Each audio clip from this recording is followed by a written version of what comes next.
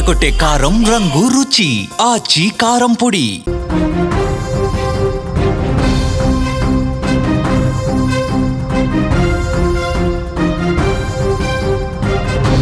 కుటుంబ కలహాల నేపథ్యంలో చెలరేగిన వివాదం నలుగురి ప్రాణాలు తీసింది. భార్యపై కోపంతో భర్త జరిపిన కాల్పుల్లో భార్యతో పాటు ఆమె కుటుంబ సభ్యులు మృతి చెందిన విషాద ఘటన అమెరికాలోని జార్జియా లారెన్స్ విల్లేలో చోటు చేసుకుంది. అమెరికా పోలీసులు తెలిపిన వివరాల ప్రకారం శుక్రవారం తెల్లవారుజామున 2:30 బ్రూక్ ఐవీ కోర్టులోని 1000 బ్లాక్లో కాల్పులు జరిగినట్టుగా తమకు ఫోన్కు కాల్ వచ్చిందని చెప్పి అక్కడ పోలీసులు చెప్పారు. వెంటనే ఘటనా స్థలానికి చేరుకునేసరికి అక్కడ నలుగురు భారత సంతతి వ్యక్తులు విగత జీవులుగా పడి ఉండటాన్ని గుర్తించారు.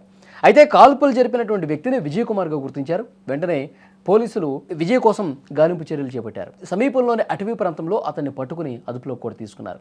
ఈ ఘటనకు కుటుంబ తగాదాలే కారణమని పోలీసులు దర్యాప్తులో తేల్చారు. అయితే కాల్పుల సమయంలో ఇంట్లో 3 పిల్లలు ఉన్నట్టు పోలీసులు తెలిపారు. ఆత్మరక్షణ కోసం వారు ఒక గదిలో దాక్కున్నారని చెప్పారు. వారిలో ఒకరు పోలీసులకు కాల్ చేయడం వల్లే ఈ విషయం తెలిసినట్టుగా సమాచారం ఉంది.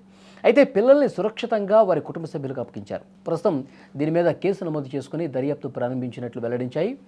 మృతులు విజయ్ కుమార్ భార్య అట్లాంటాకు చెందిన మీను డోగ్రా, లారెన్స్ విల్లేకు చెందిన బంధువులు గౌరవ్ కుమార్, నిధి చందర్, హరీష్ చందర్గా గుర్తించారు. మరోవైపు ఈ ఘటనపై అట్లాంటాలోని భారత కాన్సులేట్ జనరల్ స్పందించింది. ఈ విషాదకరమైనటువంటి కాల్పుల ఘటన తీవ్ర దిగ్భ్రాంతికి గురి చేసిందని పేర్కొంది. నిందితుడు అరెస్ట్ అయినట్టుగా సమాచారం ఇచ్చారు. మృతుల కుటుంబాలకు అండగా ఉంటామని చెప్పారు. అంటే కుటుంబ కలహాల వల్లే మొత్తం ఈ కాల్పులు జరిగినట్టుగా సమాచారం ఉంది. అంటే కాల్పులు జరిపి వెంటనే అడవిలోకి పారిపోయాడు.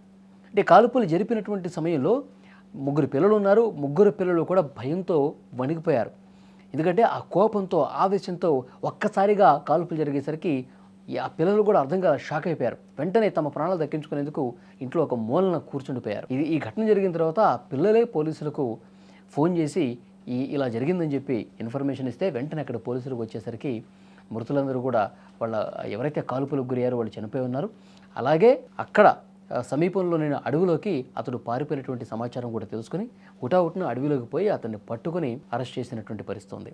తర్వాత ఆ మృతులకు సంబంధించిన వివరాలు, ఆ కుటుంబ సభ్యులు, ఇరుగు పొరుగు వాళ్ళ దగ్గర ఉన్న సమాచారం, ఆ ఘటన జరిగినటువంటి సమయంలో పిల్లలు ఇంట్లో ఉన్నారు కాబట్టి ఏంటి అసలు గొడవ కారణం ఏంటి, ఆ పిల్లలు ఇచ్చినటువంటి ఇన్ఫర్మేషన్ ఇవన్నీ తీసుకుని పోలీసులు కేసు నమోదు చేసుకుని దర్యాప్తు చేస్తూ ఉన్నారు.